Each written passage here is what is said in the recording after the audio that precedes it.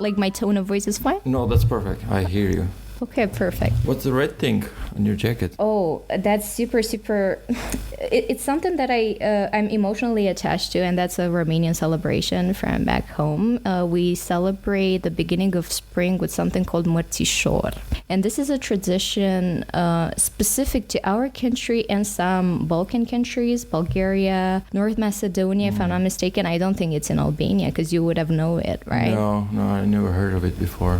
Is it a religious tradition? No, it's actually, like, it doesn't have any religious connotation, but it has this, it's a symbol that kind of represents spring as a combination between white as winter and red as in, that stands Sounds for like a summer. Santa Claus hat. It sounds looks like a Santa Claus hat, yeah. Yeah, it's actually, It's a house. It's a house because I recently went back home and I realized that, for the very first time in my life, I kind of miss a bit. I don't want to, emphasize this word, but I miss a bit the home. And since I'm not really sure about my national identity or my roots, because, migration brings this liminality, this weird space where you kind of belong to but not really, but you kind of miss home but not really, so you're just floating in the universe. You mean you can't really, you're saying that you can't really define where someone is from because of all immigration stuff? Well, I would not like to make a sweeping generalization. That's only my story or my current state of mind, right? Because, I was a student here for 2 years, right? And I kind of belong to something, to a community, or at least to a structure, right? Because the educational system brings you the certainty about who you are or what you should be doing, right? But now that I'm working and I am a self-employed person, so things are pretty, volatile, and I'm the master of my own time, and it's it's a bit tricky, right? So I'm out of something certain as a space like the university and larger the educational system. And I now belong to another system, which is the paying taxes system, right? The adult life. But other questions, like more profound questions pop up, such as, okay, but there's something else out there. The people that you're surrounded with, are they who they are, and how can you flourish together with them, or can you flourish together with them? And now, because I'm I'm struggling with German, and I work in English, it's a bit I'm a bit all over the place emotionally. So you're like in two universes. Exactly. So I try to ground myself by taking a mărțișor that represents, a house. Yeah. So I'll just put my roots out there. How long you've been away from home? So I live here. I've been living here for the last 2 years and something. That's my third spring in Vienna.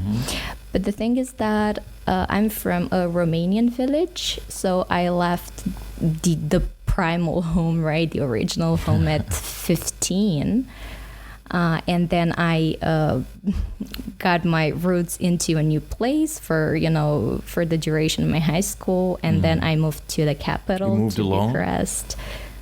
Yeah, I did. It wasn't that long, like the distance between my home and the town I studied in wasn't that huge, but still it was a different place, right? Or a different emotional space. And then with Bucharest, and then during my time in Bucharest, I lived in Prague for half a year for my Erasmus studies. And afterwards I came here, and I came here only because the university I studied at, Central European University, moved from Budapest to Vienna because I was supposed to be in Budapest. So you're completely here by luck somehow, or by chance, by universe. By chance. Yeah, I don't know whether to call it luck, although obviously Vienna can be the place to be, right? But my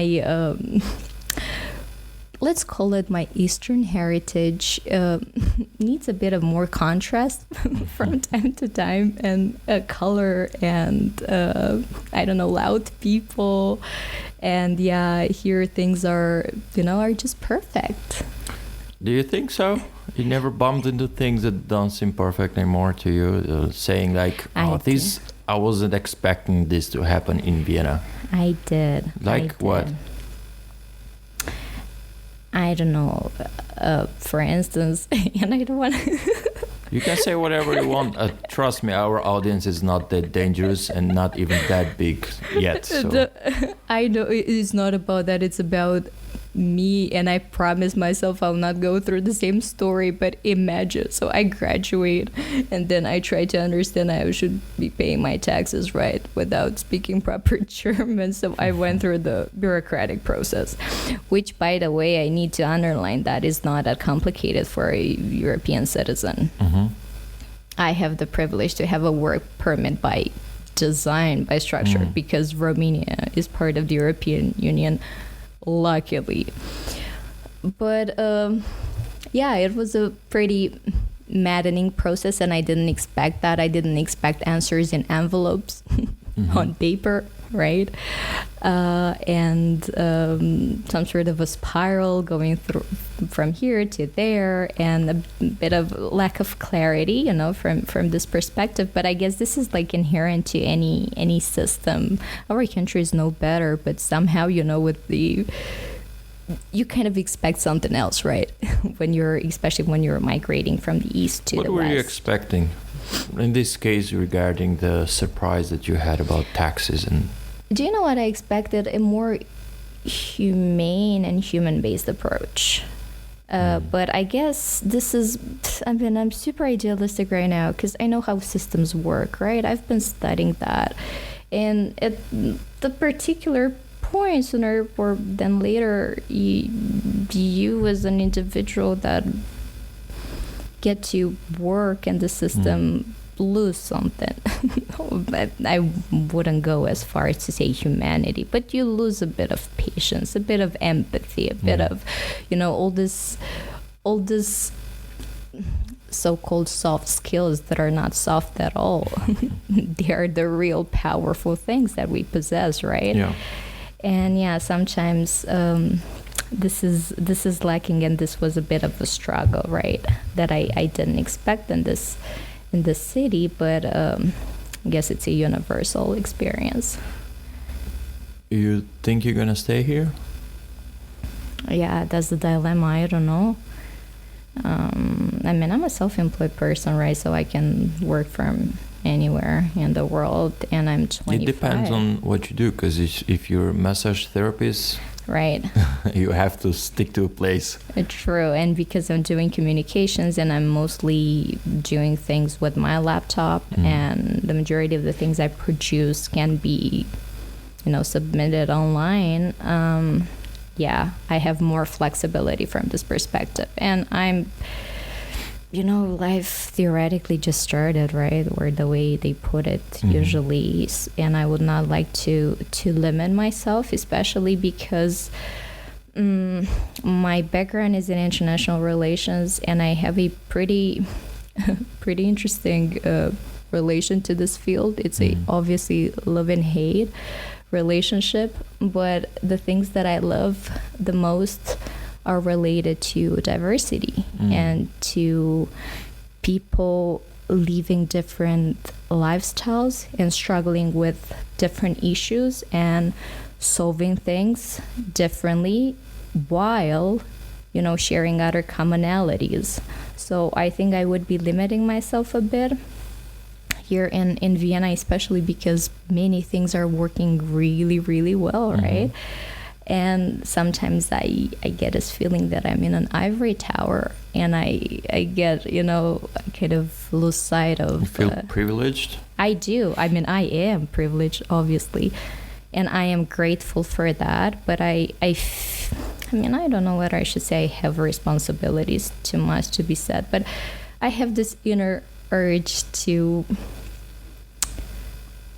to understand that this is only such a niche and particular lifestyle that the city is offering, and that the rest of the world and even back home, I mean, come on. We're Well, struggling with why many do you things. hold yourself somehow responsible for this? What can you do differently that you're not doing already? Yeah, right. Well, thank you very much for your question. I think that's really important, especially because I just said, international relations. And in this field, there's this savior complex a lot, right? People believe they can change the world at any particular time. And I'm sorry, I'll say that, especially white people and white man. Yeah. I'm not a man, but I still, I at the beginning of my studies, I kind of identified myself with this cause of helping other people flourish, going out there in the most unprivileged parts of the world to do something better, right? Because there is this, I don't know, greater good that we should be aspiring to. And check this out, I still believe this, but I think I approach it from a healthier perspective and a more realistic one. I don't think anyone needs my help unless somebody asks for that. But I know something about myself, because before helping or doing something out there in the world, I think you have the responsibility to look inside yourself. And I'm doing this a lot, especially because I'm in therapy. And I really enjoy my psychoanalytical journey. And I understood something about myself. Well, my language of love, or the way I kind of flourish in this universe, is by being of service to other people around me, which I would not say is 100% selfless, right? Offering help is not all the time about the others. It is also about ourselves, right? But I kind of understand better the reasons why I have this need, and not only a need, but a natural way of existing in the world. And I will just, keep on exploring that as long as I can, in other contexts, and not only in a context that is, pretty comfortable for myself. And here I'm not referring exclusively to the, logistical comfort, but I'm also referring to, familiarity. Because, we're still in Europe, right? The differences between Romania and Austria are not that huge, that pervasive. They are, but not something that would get me out of my comfort zone. Is your, working for, I Found is the name of the organization, right? Yeah, exactly. International Forum for Understanding. Yeah. Is it somehow making your conscience better? I don't know whether conscious is, or this way of putting it, like making my conscience better. Is it making you feel like you're helping the less privileged by working for I Found? Indeed, but I do feel that with this organization that I'm working for, I'm a bit closer to this journey, right? This process, because it's all the time a process. It doesn't have, it has a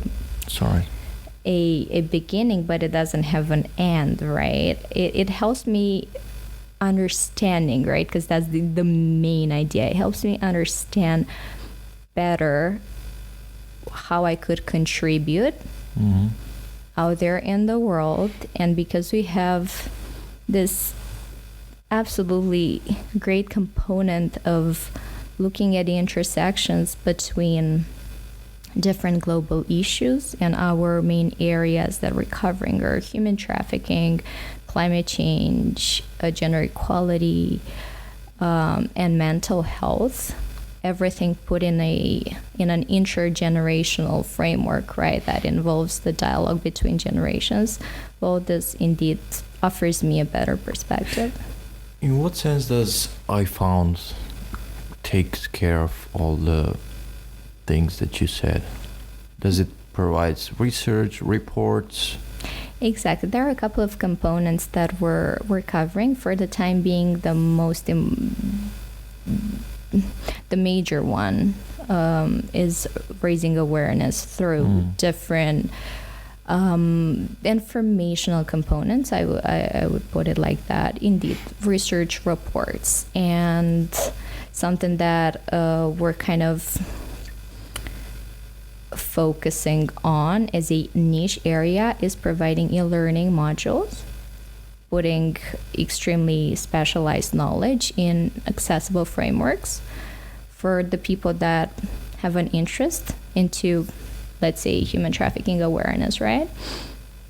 But do not have the patience, or do not know how to navigate through a very muddy report with so many statistics and lots of specialized concepts, right? And at the same time, the thing that I enjoy the most is that we kind of gathered around us some absolutely incredible people that are people with lived experience, mostly of them lived experience in the human trafficking area. And we talked about storytelling, right? Mm-hmm. And these people carry their stories in such an inspiring and humble and actually productive way, because they bring results, and they help others through their own example of survival, right? That your colleague, I forgot the name, either Thomas or Jonas, or if I'm not, that had written a report that you sent me earlier, or I'm mistaking the name. I think you do, but please tell me more about what the one regarding how UK changed its policies about sending back refugees to Rwanda. Right, yeah. So here's the thing: before Brexit, UK would send back refugees to their countries. After Brexit, UK sends refugees to Rwanda, no matter where they are from. So if I go as a refugee in UK and they catch me, they will send me back, not in my home country, but in Rwanda, right? Yeah, put it very, briefly. There are other nuances out there, because it also kind of depends on what type of refugee you are, right? Like... illegal refugee. It doesn't matter how I enter the border. Yeah, and unfortunately, there are many racialized elements out there. But doesn't it sound like sort of because it reminds me of Guantanamo prison of U.S. that they had it outside the U.S. actually in Cuba. Isn't it kind of the same thing? So they are sending everyone to Rwanda. It sounds like a place where they, like a concentration camp, where they just send people there to hold them there, not send them back. So it's like a Müllraum. So hey, these are spare people, and we're just gonna send them in one place that we don't like. That's a very strong comparison. Help me redefine it. This is how I understand it. Well, I'm also very biased here, because I'm emotionally attached to the things I'm writing about and working on, right? So I would, emotionally, I'm inclined to agreeing with you. At the same time, I'm not a researcher, but I know how to properly research things to my academic background. This part of my mind tells me that there are other nuances we should be taking into account. Firstly, there's the legal system, right? And the power of the international law that most of the time doesn't seem that strong, right? But there are still out there some principles, and there are still out there NGOs that are trying to limit transforming this absolutely controversial piece of legislation into something that would not be Guantanamo prison, right? So there are efforts out there, a process, a struggle, a battle that the people that protect other people are trying to prevent. So for the time being, this is not necessarily the case. It can have the premise to become that, but the premise, and it can have a result. But I think that we're more aware about what is going around us, or at least this is what I like to believe.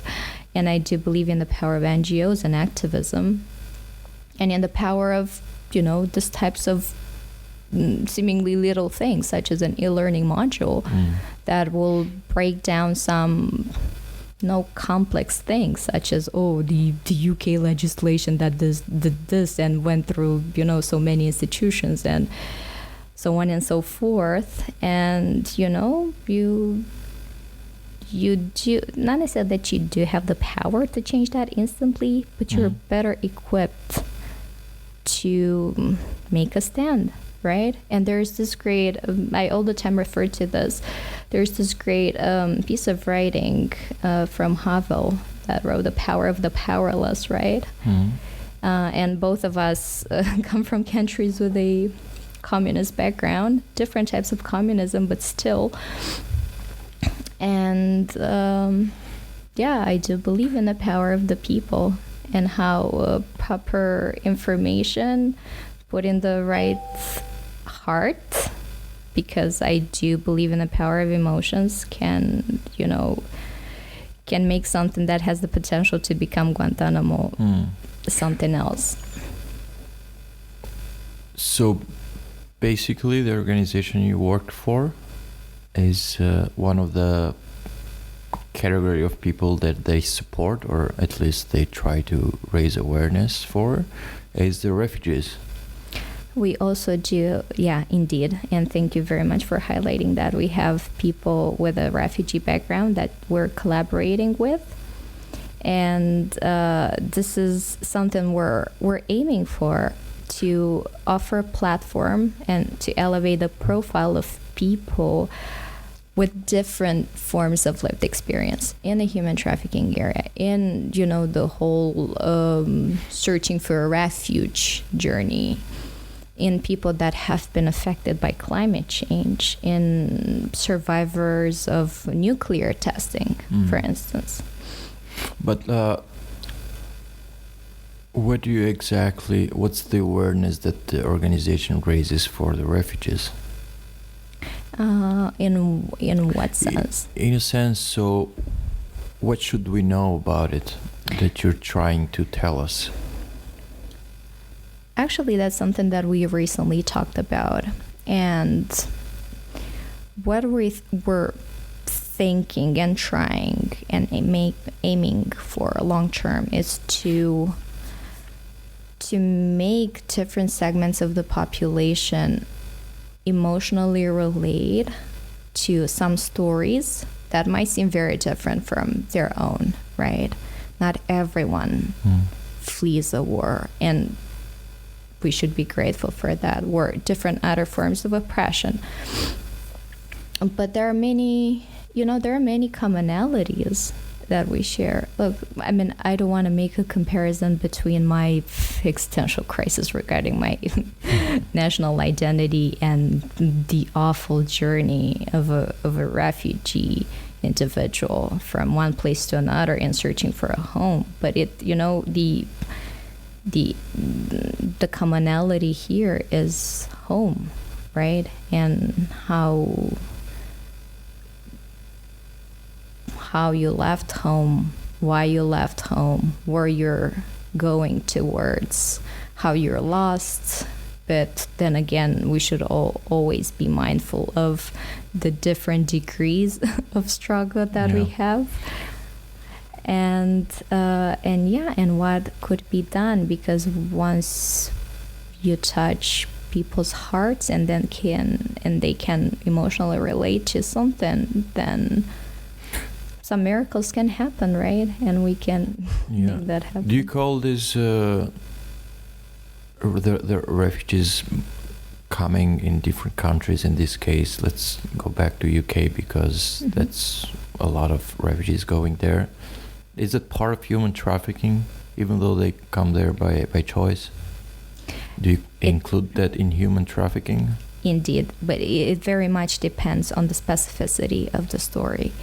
The first thing that comes to my mind is a different form of oppression that is called human smuggling. Human smuggling is different from human trafficking because the person that is trying to flee from a place and go to another one gives their consent to be taken by those people, but we should never lose sight of how they are giving their consent, right?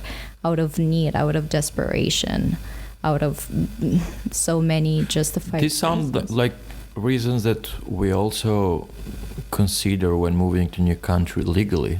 People move as immigrants, legal immigrants, out of desperation and need. Exactly. So why is it human smuggling or trafficking for refugees?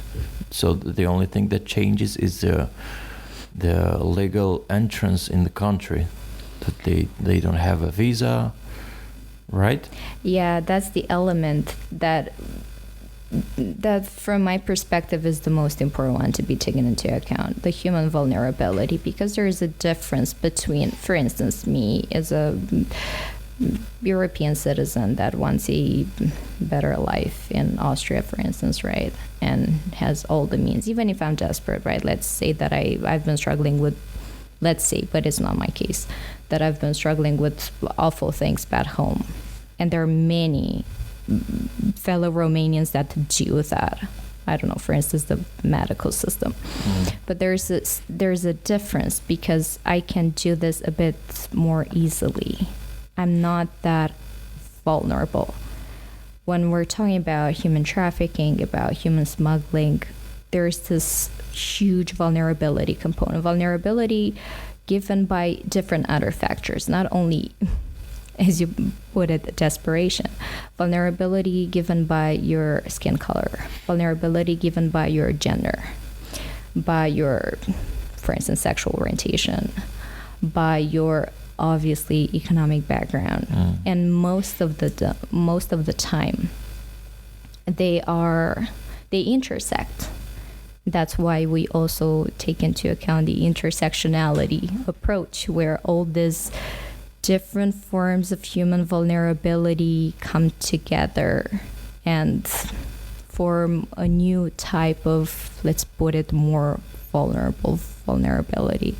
And this is where people that know very well how to identify these weak spots, because you also need a very creative and trained mind to spot that easily, come into place and do what they do. But I feel the need to add here that I don't want to talk about these things as if I was an expert, because I am definitely not. I'm learning. These are things that I've been learning from the people I've been collaborating with and from my own separate research. And obviously there are many other nuances that should be taken into account. Don't worry about that. This is not a deposition in front of the government.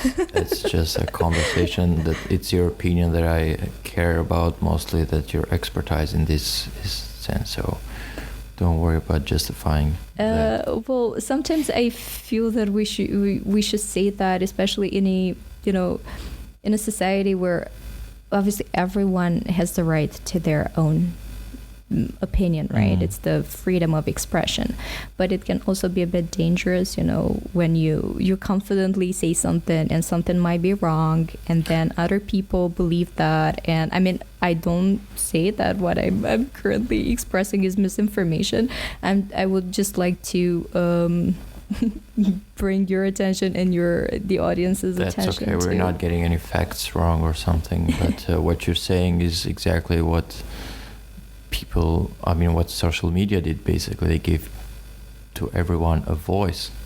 Yeah. Which is somehow it makes you think that that's a good thing, and the bad thing about democracy. That the good thing about democracy is that everyone can have an opinion and say it, and sometimes it's also the bad thing about democracy, that everyone has an opinion and can say it.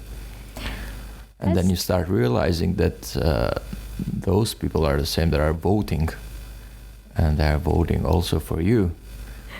Oh. So overall, freedom of speech to you, should it be like Plato before used to say that only smart people can vote, only philosophers can vote, or should it be something for everyone? You can be honest here. Oh my freaking God, absolutely not. I mean, that's a very sensitive question that can be so easily instrumentalized. But in a nutshell, no, I don't believe that. Only. Which of the options you don't believe? I believe that everyone should have their own views. I don't believe that our views are unique.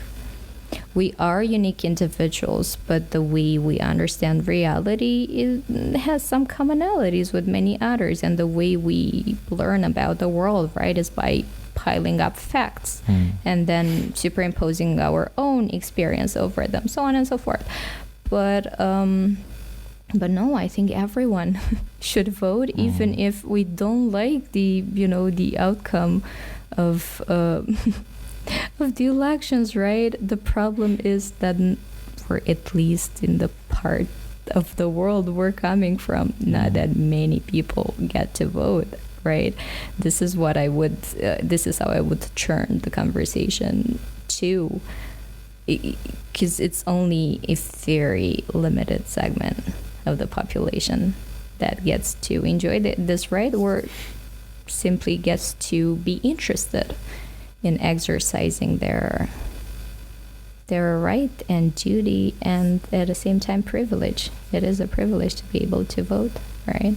Yeah, it seems like, even though they say that if voting would really change something, then that would be illegal. I think it can too, but that's what they said. I'm not saying that. So. But I agree. Sometimes I'm thinking quite. I'm thinking quite frequently about that, especially lately. And here I'll give you an example. I'm currently reading something called Jurnalul 66. It's means? Some sort of a imprecise translation of the Diary of the 66. It is a 6 to 6? 66. I'll tell you what 66 is. The book is an autobiographical account of an awful tragedy that happened in Romania, in Bucharest in 2015, when mostly young people died, were burned into a club. They were participating at a rock concert, and the club didn't have proper authorization, and the club had only one exit. And something happened that the fire just got engulfed in flames because of pyrotechnics, and many of them died instantly. They were like literally burnt, and many of them died afterwards. In total, 66. And many of them died afterwards because of our Romanian hospitals and because our government was not at all prepared to such a tragedy. We didn't have like proper places where burnt people could be cared for, and the proper, as I said at the beginning, the proper soft skills to care for such a tragedy. And yeah, speaking of voting, at that point the whole country went out in the streets protesting. The government was changed pretty soon. What were they protesting against? They were protesting about the government's inability to care for the people that needed help. And back then, the reply of the government was that we're equipped with everything we need. And many people were not allowed to get transfers back to the western states where they could have received better care. So it was so it was basically a protest for the shitty healthcare. Yeah, and for about the whole structure, right? Because everything is interconnected. The healthcare system is connected to how other bureaucratic and administrative. And what changed? What changed was that the government was changed pretty soon, but you could see that, like an instant result, right? Different people out there leading. The problem is that what happened afterwards, in the long run. This happened back in 2015, but not that many people were properly prosecuted, or they were not at all. And speaking of voting, because this is somehow what triggered me and what you said. Bucharest is our capital is split among something called sectoare, some sort of districts, like Pițir. Yeah. Here and the mayor of the district where the fire erupted was reelected after how many years? 4 years? Like pretty recently. People forgot, and he was one of the culprits. He had responsibility, right? Because those types of documents, right? The authorization all the time goes through an administrative apparatus. At the town hall, people put their signature on, and he was one of the people that signed there. What did he sign for? So what was he responsible for in the club that burned? He was one of the people that allowed for the functioning of that club without that club having proper security measures and everything properly put in place. Did they run a check for every other club in town after that? Afterwards, as far as I remember, they did. But I'm not sure how thoroughly that happened, and I'm not convinced that usually they just check like 5 clubs, right, and publish them in the news, like we did our job. Yeah. So everyone is safe right now. Go and have fun, guys. But yeah, and that was, it was pretty sad because people easily forget. With his mayor that was reelected? Yeah. Well, yeah, he definitely didn't even change his job in those 4 years or 3 years. Exactly. They just moved him somewhere else in another city. Yeah, and like having the audacity to be reelected. I'm sorry, I'm getting very emotional here and very critical, but yeah, it is what it is, and it's sad. However, people tend to forget very easily, and that happens all the time, especially when you're facing a much worse danger or situation. People have the tendency to go back to a previous leader, even though they forget that the leader was an asshole or something like this. It also happens to our country, for example. We are not happy with the leader that we currently have, and we are ready to give the government to another person who was previously to this guy that we massively overthrew to the current guy. And everyone forgets to what happened before him, and then the people who understand it don't forget it's us who just leave the country. Right. But there are still people in there, like in Romania or Albania and many other countries, or in Rwanda that we're talking about, that they are really like stuck and they forget what happens, or maybe they have no choice. It seems like you have no choice but to forget, and you know that you're forgetting, but you just forget. It's like It's you a go coping mechanism. Yeah, Mm. it's like you just go to. It's almost a choice, but the only choice, like you go to a grocery store and you see that the price has gone up for something, but you still buy it because otherwise you can't live without that thing. And it's the same thing with forgetting about leaders. All right, yeah. So let's move on with this guy. That's it. That's the only one we have, right? I agree, and I'm so sorry. There's so many similarities. Like what you're saying rings such a bell, and I don't think it's only in this part of the world we're coming from. I think it's more of a general historical amnesia that people are suffering from. Definitely, especially outside the EU and well, at least the Western EU, let's say, and USA. Or Australia, I think in every other place in the world, people forget. When I meet people from Latin America, they talk to me like we grew up together. It's completely irrelevant to me that their stories, where they come from, and it's makes me think that, well, if we are so similar to the rest of the world, then maybe it should be just one Pangea again, where we can all live without borders. What's the point then? But yeah, you're talking about exactly about what I kind of pointed somewhere at the beginning, the similarities, commonalities that we have irrespective of our, let's say, national identity or the form of government we live in or things like that. Yeah. And that's the power that we have and we can transform, right, productively.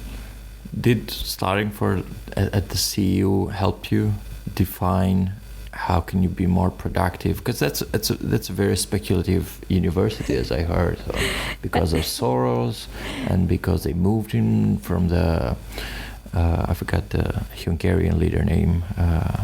Orban. Yeah, Orban, because of the court cases with him, which I think Soros has won by now, but he still doesn't want to bring CU back in Budapest, right? I mean, it's the university, it's not it's not Soros, but yeah. So things are pretty settled, but the decision of the university was to stay here. To stay in Vienna. That's what I read, yeah. Yeah, because at the end of the day, the government here is more stable. And yeah, the prospects of, fostering different partnerships with what is already here in place are, higher. I would jump to say instantly yes. Obviously, my studies at this university really helped me with, firstly, with understanding how to see the nuances in the world. Back home, social sciences are not, arts are not something that, the country will pay close attention to, and investments will be directed towards. Because once again, they are the soft parts, right, of knowledge, which I very much disagree with. At the same time, now I'm in this floating in the universe phase when I'm a bit upset with the world around me. And of course, I can see how many great things this university brought to me, but I'm also aware what type of ivory tower kind of put me into, because the majority of the people in all departments are pretty similar, or at least are highly educated people that aim for extremely elevated principles that most of the time do not necessarily have a direct, or they do have a link out there in the real world, but why do you tend to reject your destiny? If you studied in the CU, that's good for you. Why do you still feel like guilty that you had that chance and other people didn't? I don't feel guilty. I'm very grateful for that. And I mean, I received the scholarship, so So that's even better. So it's not that you were born crazy rich and someone paid for it. Of course not, but I can make a comparison between the background I'm coming from and other backgrounds. But I'm just, what I wanted to point to was this sometimes theoretical world we're immersing ourselves into that is so seductive. And I'm crazy about that. I can talk for hours about theories, about principles, about philosophy, but hey, do they help anyone? Some of them do, but many of them don't. And most of the time we would get entangled in things that don't have a direct practical result, or that would reduce the world to a pretty niche. You mean that people have bigger problems than that, in the sense that they need quicker solutions rather than long-term mentality changing solutions? No, do you know what I believe in? I believe in cooperation, and I believe people that are endowed with this long-term vision should work together with people that can bring immediate solutions and that could work with the people that are struggling with those types of issues. My problem is that is a very strict separation between these, I would say, camps. Because it's the bubble of the thinkers, it's the bubble of the policymakers, the bubble of the ones that aspire to become politicians and change the world. And yeah, we tend to forget about this cooperation, and that there shouldn't be any type of hierarchy between our different abilities that have their own inner merit and right to exist. But let me give you an example. In our field, this field that is studying war and peace, there's no formal hierarchy, but somehow working for the United Nations or in an embassy, where becoming the representative of your government, all these things are the pinnacle out there in your career. And I don't know, working, and here it might seem that I'm that is my own problem, inner problem, but it's not. It's the choice that I make, and I'm making peace with that. I want to stay in the activism world, in the world of small changes and sometimes invisible changes. But we would instantly, kind of form this two or more camps when, I will not talk to the people that want to go and study and work for the UN because they are with their heads in the clouds and, I don't know, believe that they can change the world through a dysfunctional system, and they will not talk to us, or at least, productively. Because, they're crazy, all the time critical, they're not anchored into reality. They think of all these principles, utopian world where everything, can be flower power and all these things. And I'm part, or I have been part of this type of thinking that is pretty toxic and that will not lead us anywhere. But yeah, at least now I'm aware. That's the problem. It has been, at least in from my perspective, in our Department of International Relations at CEU. What's your hobbies? What do you do outside working? I'll be very boring, but I love reading. I really love reading. But reading, finally reading what I've been loving to read. Books that involve fiction, that involve anything else other than the academic stuff that I've been studying and the things that I'm, working for. I love reading poetry. I love reading fiction. And I also, because paradoxically, I have more time now as an adult. I love doing sports, anything that involves me getting up from my chair in front of the laptop and immersing myself into nature, hiking, biking, and Vienna is great for that. Speaking of great things in Vienna, I could never do that in Bucharest. You need to be pretty reckless to be on a bike in Bucharest. Yeah. And yeah, I also... Is it still popular back in your country, Emil Cioran? Of course. What's the opinion about? I'm very curious what they think in Romania about him, because he's so dark. Honestly, I wouldn't say it is a popular author or a popular philosopher. It is in a niche author, right? Not that many, only the people that are interested in philosophy or literature in general know about him. But I don't think I can talk for other people. Talk for yourself. For myself, yeah, of course, it's dark and depressive, and I'm a very how could I put it? I'm a person inclined to these types of less bright things. You are? I know, and that's the paradox. I've been talking so far only about, this hope in the world and humanity. But you're dark and closed. I am. And I think it's pretty difficult to exist like that out there in the world, but it is what it is. This is how I grew up. I would read only dark things and things that were not appropriate for my age. Like whom? Dostoevsky? Yeah, like Dostoevsky. I read Dostoevsky when I was 14, and I would not read. I would physically feel everything that I was reading. I would run fever.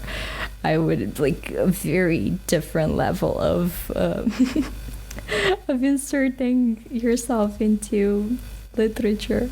What do you read now? Still dark things?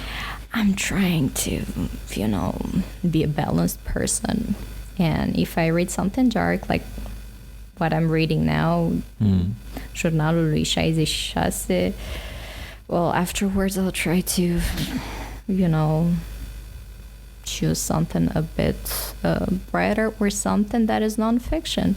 Something such as, I don't know, I'll give you an example, Why We Sleep, that I read. Why We Sleep? Yeah. Is it a book called Why We Sleep? Yeah. No, I don't know. It is a pretty cool book. It's about the science of sleeping and how important sleep, and especially as a person that has been sleep deprived for many years, it is, like enlightening. It is It's enlightening? A book called Why We Sleep? Yeah, of course. Does it needs a book to answer that? Of course, because some people, like myself, or many others that are discovering the world through facts, and they need a proper basis and proper explanations.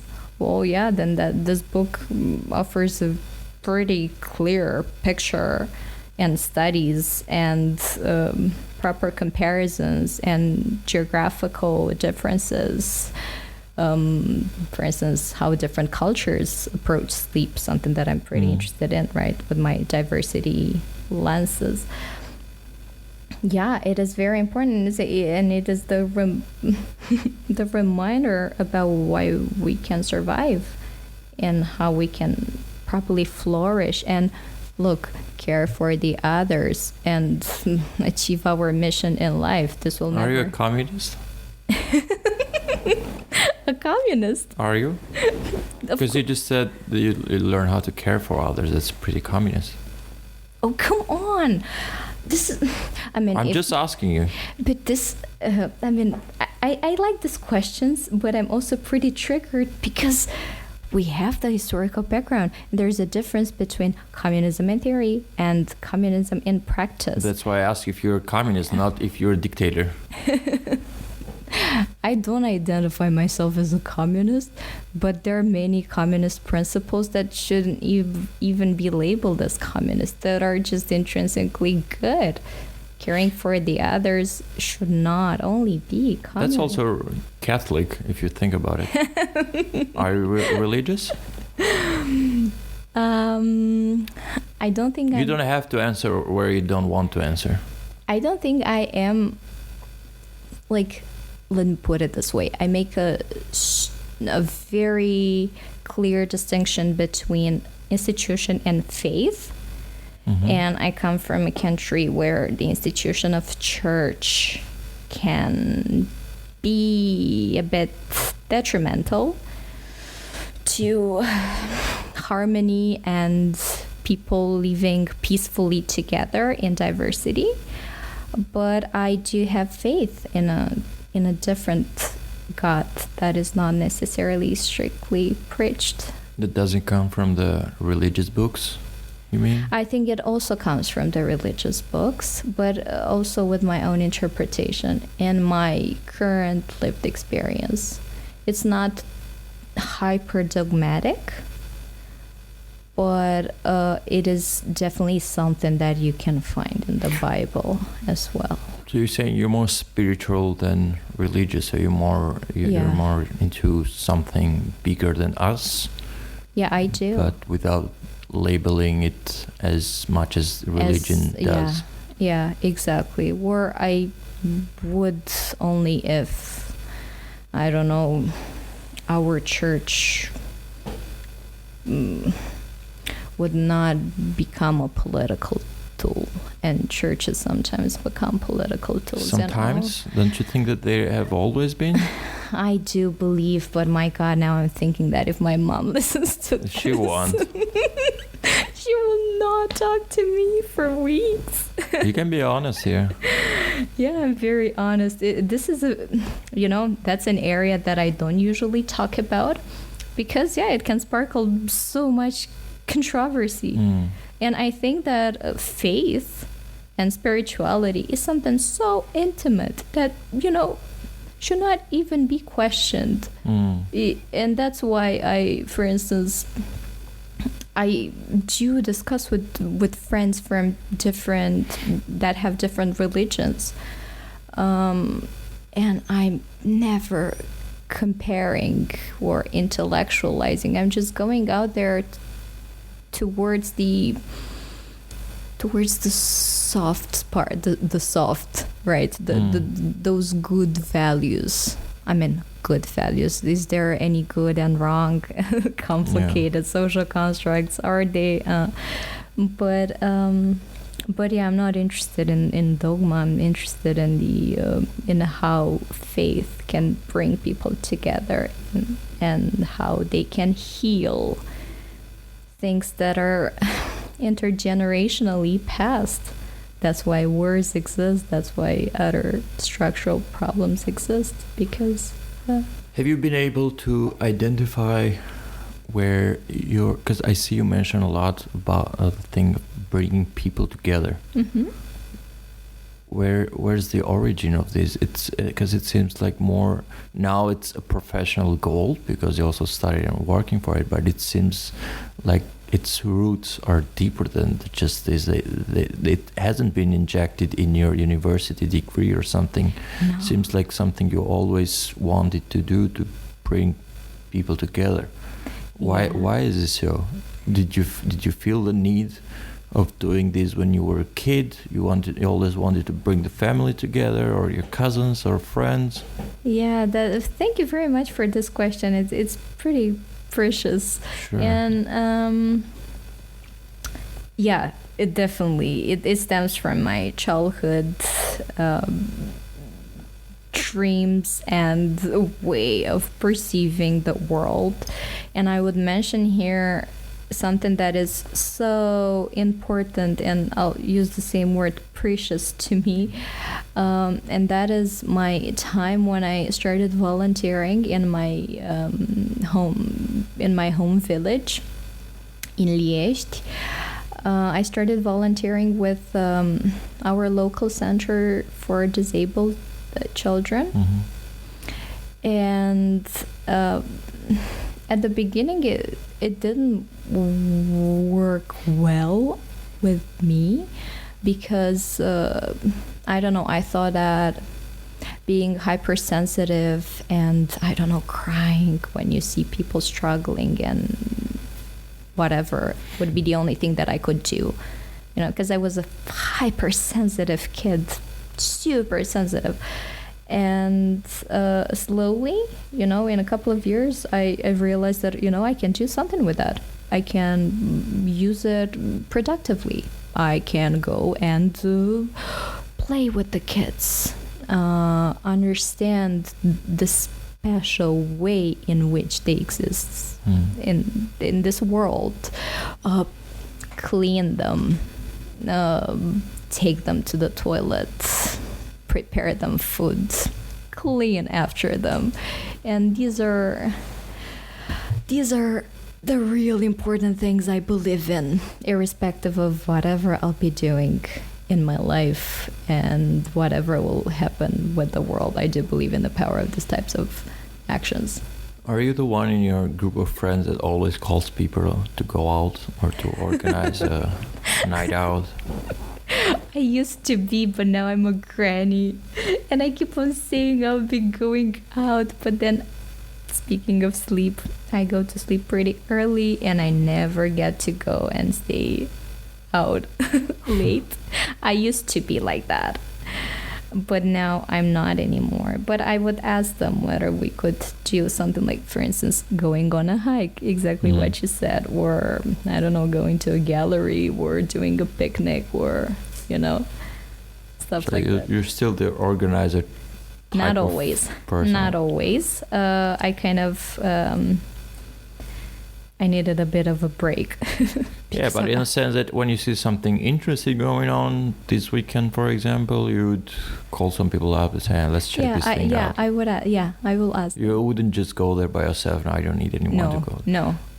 I do this if I want to just be by myself in nature, take a long walk, and that's it. And I will, inform people that I would like to do that. For instance, something, I don't know, that might be perceived socially weird. I like spending my birthdays by myself.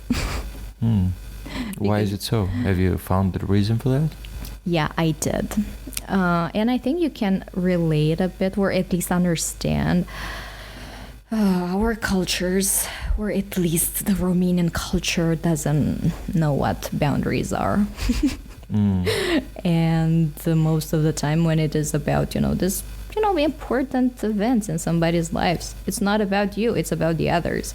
So you will organize parties and invite friends, and you will clean and you will cook and you will take care of everyone else, and which is something that I said I like doing, right? But not on your birthday. But come on, like, I will not have the space to breathe and to think about what you've been going through in a year. This is a time for reflection, or at least for me, with my analytical personality. It's just where at least I need to be inside of myself. Sounds like a wedding. It's type of the same thing, that it's right? The day of the couple getting married, but it's mostly about the guests, and I know. it turns out to be a stress. I mean, I've never been married before, but I've seen weddings, and everyone complains while organizing the wedding. They keep saying, I have to meet this, and this person hasn't shown up, this other person is not answering the phone, then I can find a photographer, I can find a deal. So at the end of the day, I don't see what are they enjoying about it, because this is the day of my life, and then they just stressed out all the time, even during the wedding day. I know. 'Cause Don't they even start see- me on that. They see the waiter being late on bringing the drink to a special guest of the husband or something, and they stand up checking for the waiter while she's dressed in a white dress, but she's checking for the waiter to bring the beer to the uncle who's most probably dying in the next 6 months. And that is probably drunk in at least 3 hour time. But yeah, don't even start me with weddings. I'm sorry, I hate them. There's a very special list of people whose weddings I will be attending, and I already attended. These are my special friends, and I do respect each and every decision that my friends make. But personally, I would never do that. You know, like just transforming, commodifying, because that's the word that should be used, commodifying such an intimate experience for what?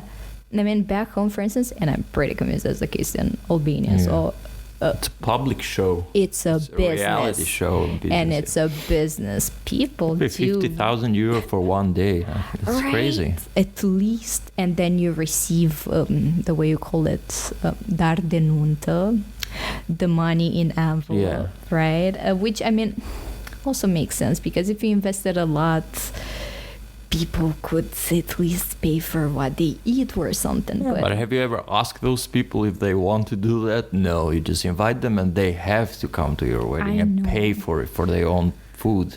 I know, and you, like, recently when I went back home, I had this discussion, you know, and there was a friend, and she was so torn, like, just not knowing how to refuse, and knowing that she could not refuse To go to a wedding? to go to a wedding. I was like, what just don't go. for? Like, why just don't? You don't need to justify. But most of the time, and this is my father's wisdom speaking here, you go to a wedding because those people will come to yours. That's the thing. We don't want them in the wedding. Right. Exactly. The problem is when parents get in and they say, we have to invite the third uncle from My the mother freaking because he invited us in his son's wedding. 20 years ago, I know. And that's totally not that person's wedding anymore. It's just making parents happy to invite the people that they invited them 20 years ago. Yes. So you basically have 5 friends there and 5 close 100. relatives, and then the 200 rest of the people, it's just all people who invited you or your parents when their son got married or their daughter got married. And that's not even the son that got married 20 years ago. It's the parents of... Right. I know. Just imagine a world in which human beings would dedicate so much attention and care to other types of things other than weddings, right? And that amount of money, you can invest it in some things that can really help you develop yourself, to start a business, to do something. I know. I'm very pissed with this, but I mean, So that's why you don't like celebrating birthdays. Yeah, that's true. And something else I would add specifically regarding birthdays and birthdays that have the main protagonist a kid. It's all about adults. It's all about adults. Yeah. There are 5 kids invited, 20 adults.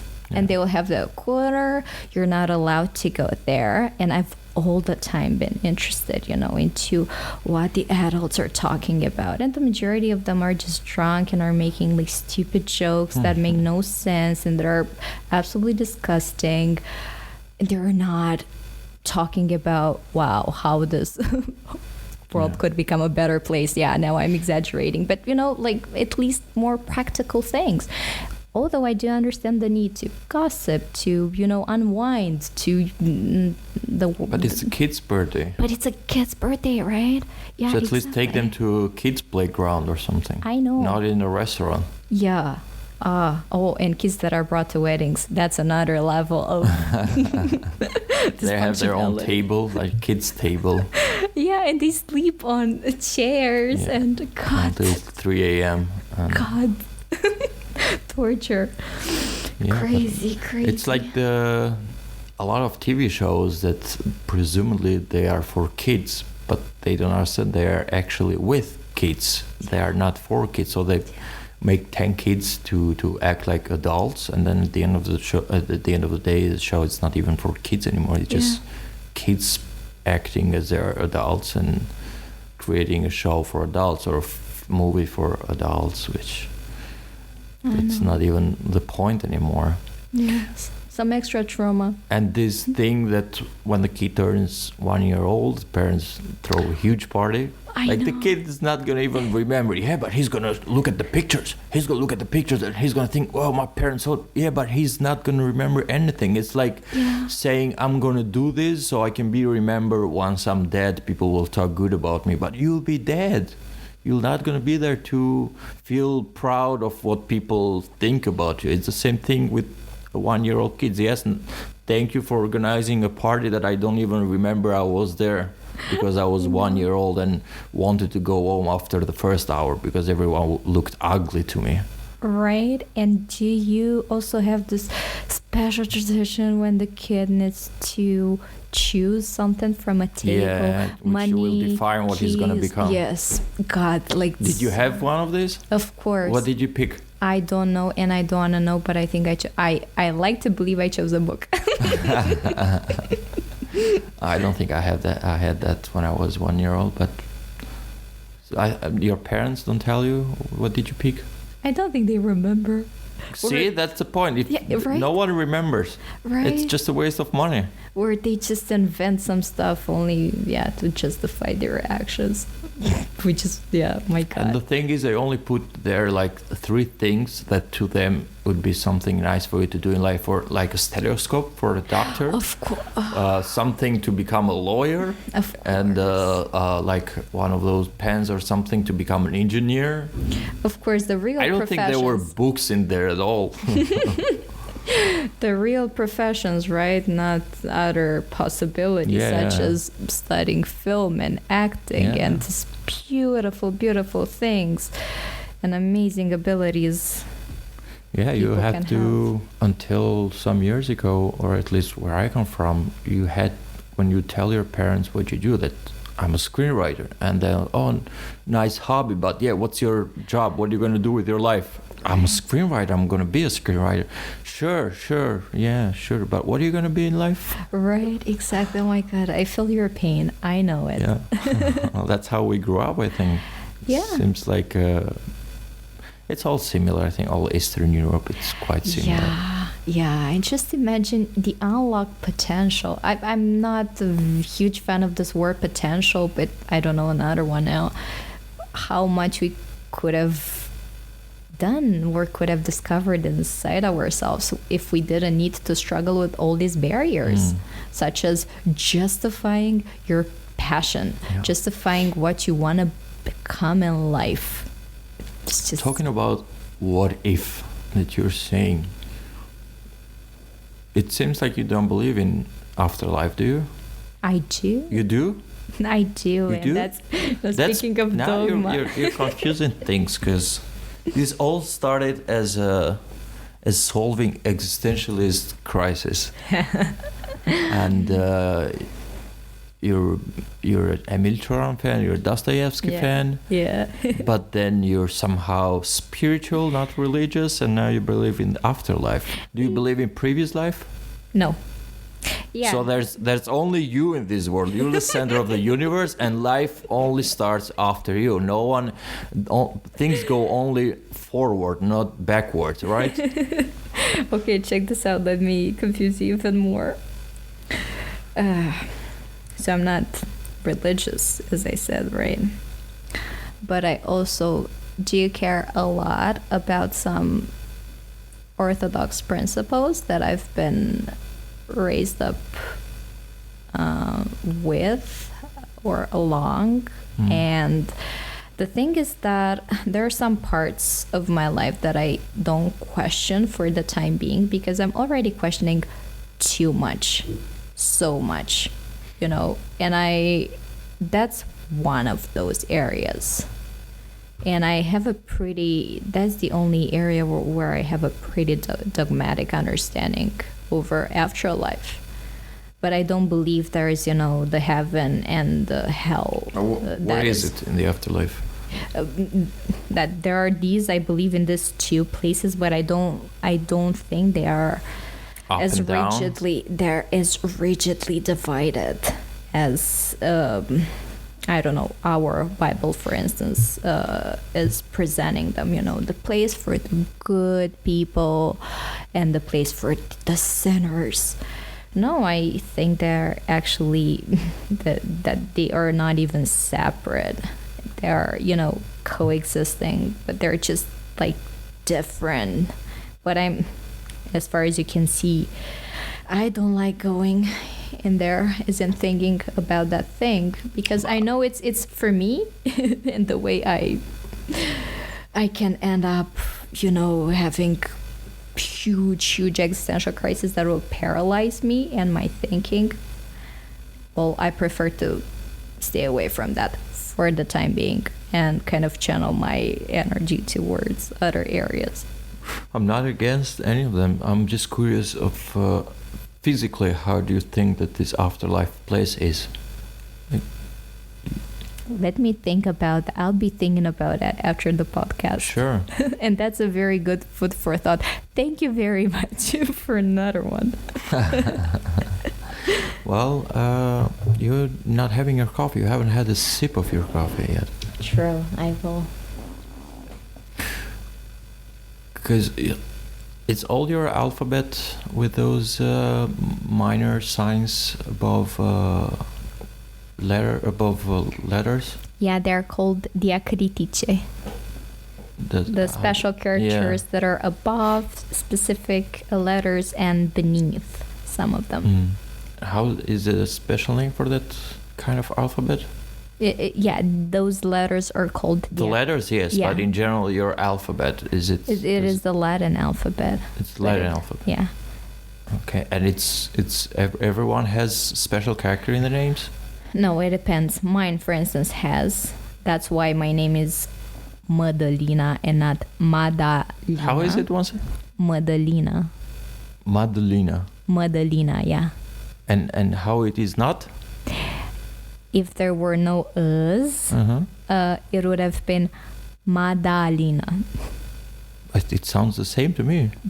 Yeah, exactly. If you're not used to these types of sounds, it can sound pretty. Oh, so it's Mădălina, how it could have been, and Mădălina, how it is? Yeah, it's a bit more, I don't even know how to call it, a bit more pronounced. Mădălina. Oh. What's your next project with iFound? The next project with iFound is, kind of focuses on this storytelling dimension. We're currently exploring some ways in which we can more coherently bring together all the stories, all this knowledge, and get a larger outreach. Because for the time being, the organization is pretty young, 2021. And I mean, you know how young projects are at the beginning. So we're navigating through some ways of keeping this extremely, these values, abstract values,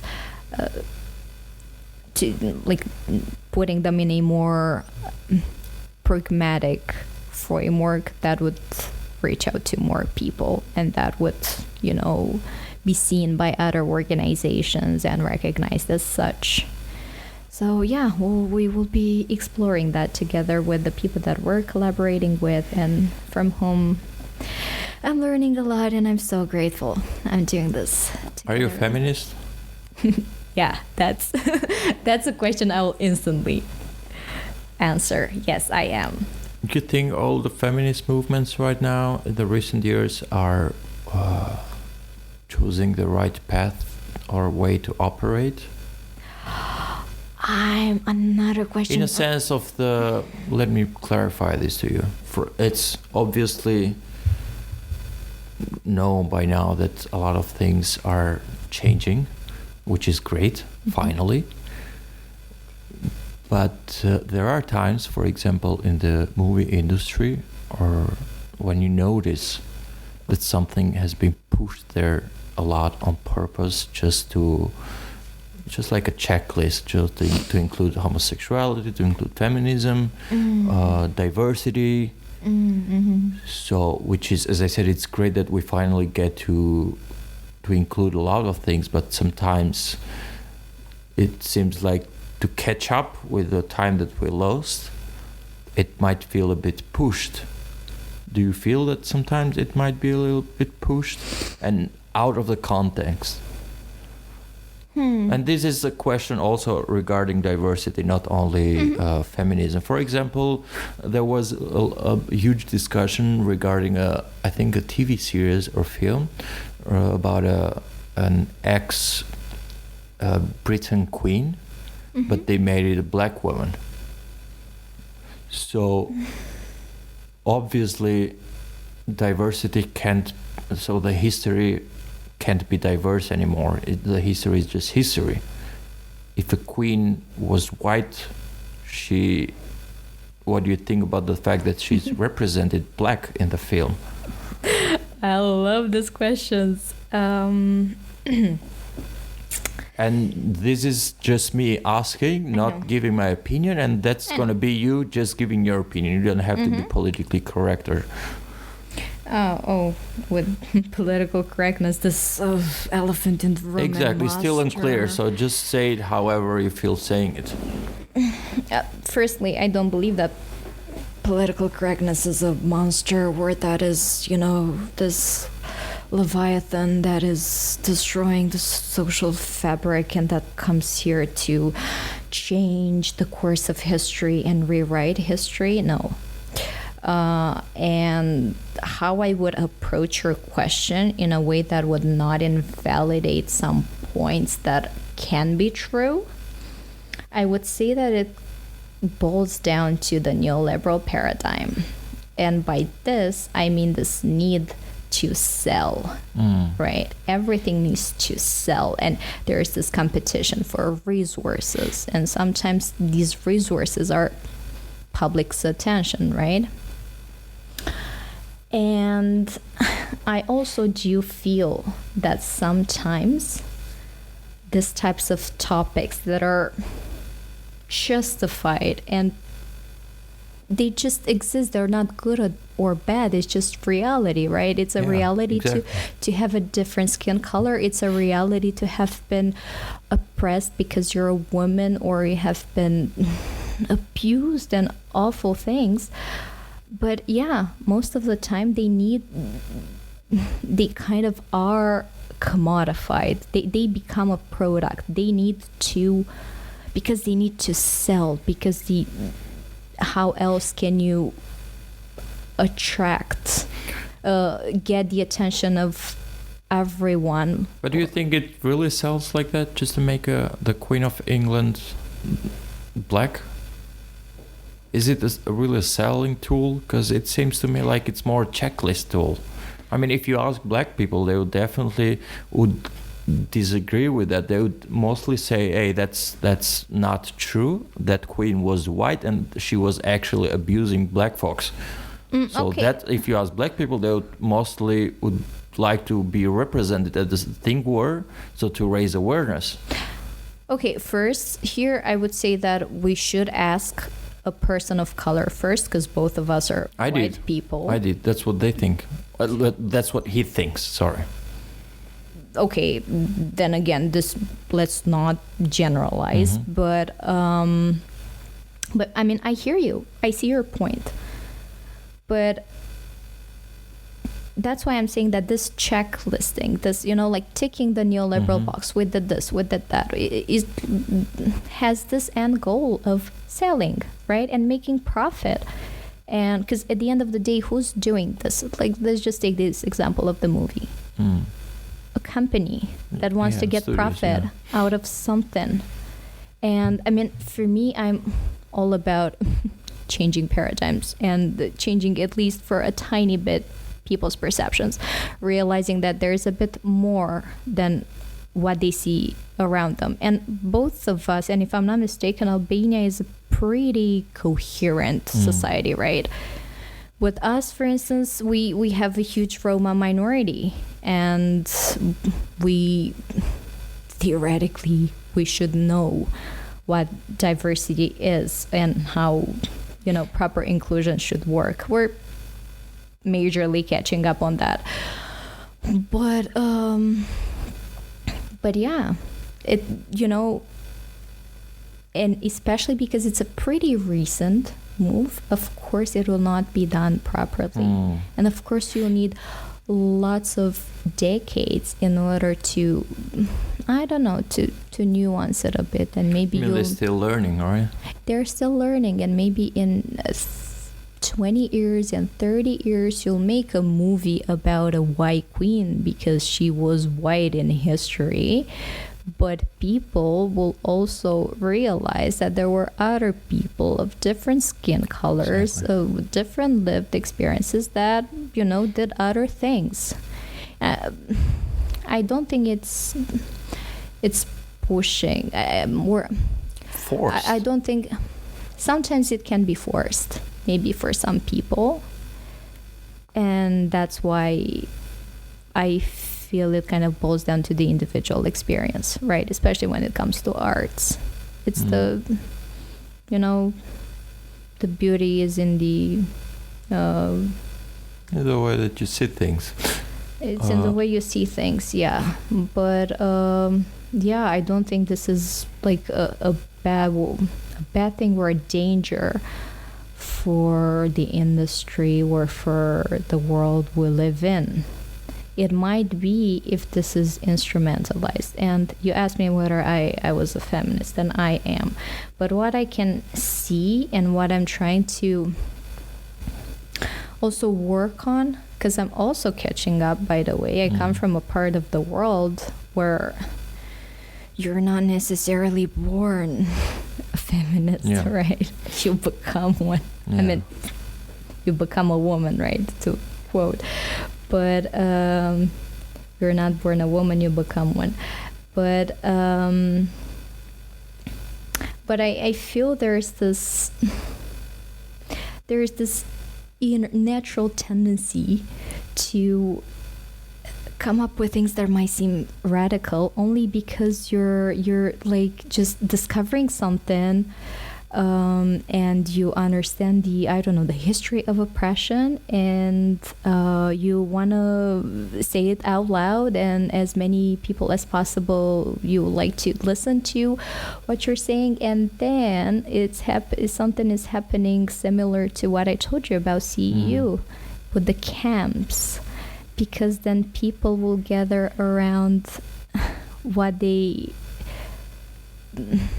most prone to, what they already believe in, and they will not be that open to changing what they already know. I'm not that open myself to adjusting my feminist principles, right? That might be pretty radical for some people or supernatural for others, but I'm less open to dialogue. And this is something that I understand and I see. And most of the time it is politically instrumentalized. You'll have the left wings and the right wings, or at least this is what I see back home.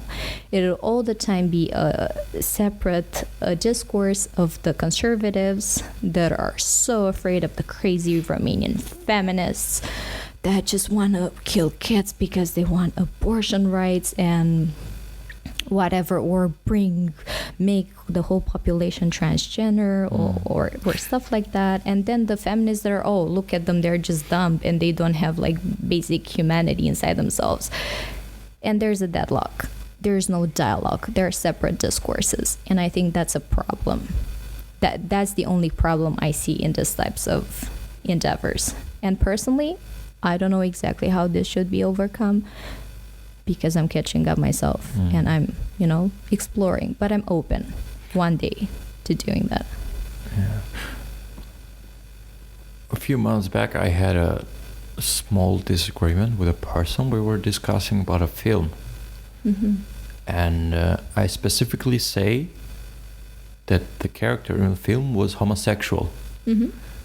But I was contested by the other person I was talking to because they said that I shouldn't define them as homosexuals.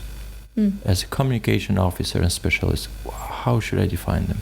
Why is the word homosexual wrong? And this is a honest to heart question because I want to get it right. I don't want to make any mistakes. Okay, I would go about it like that. Firstly, I would like to know more about the movie. The title, I will need to see it first. Mm-hmm. Then I would have my own view over it, right? But I agree. I will show you the movie. It's very easy. But the thing is, as a term, it doesn't have a lot to do with the movie. But no, after what I wanted to say is after I watch the movie, I will have my own view, right? But personally, I'm not part of the queer community. So what I would do would be to turn to my queer friends and ask them what they believe, because they are part. Was it about it is a very specific question. Okay. I will go to the people, to the community, and then I will go to specifically to the person that has the same sexual orientation as the movie character that you described, and I will see how my personal view adjusts, coincides, departs from what I hear from a person that has this lived experience. Also, since you mentioned it, because I see it a lot, but even though I understand it, I'm not quite sure how to define it. Who's part of the queer community? And I bet a lot of people still are unclear about that. And honestly, I am not the person to talk about it because I reiterate, I'm not part of the community, but I have many friends. And if I need to label myself, okay, then these friends were part of the community. What's their specifics? Well, it depends because it's the LGBTIQ plus community. At the same time, inside the community, as far as I know, there are also other splits. Okay. And not everyone agrees with everyone and validates the emotional experience and the state they have. But honestly, I would be very careful in expressing any view here, especially because... No views. I'm talking about really definitions. Yeah, but... who's part of the community. But now I understand what you said, that we have to ask, because you said we have to ask part of the community and... To ask everyone who has a specific type of lived experience, either it is belonging to the LGBTQI plus community, or to someone who is a refugee, or someone who survived human trafficking, someone who survived gender-based violence, or people that at least partially have been going through something. Okay, now, but that's sort of definition then of the queer term, let's say. Yeah, I mean, it can be very easily researched upon, and naturally, and why L before G, L, or at least this is what I know, because lesbian women were the only ones that have been helping the gay men during the HIV pandemic during the 80s. And they were really out there, one of the few people that really, really helped in those times when, HIV was so stigmatized. But I might get that wrong. But there are many platforms where this types of information can be checked upon. Sure. Nice meeting you. Very nice meeting you. Thanks for being here. I enjoyed a lot of our discussion. Let's wrap it up.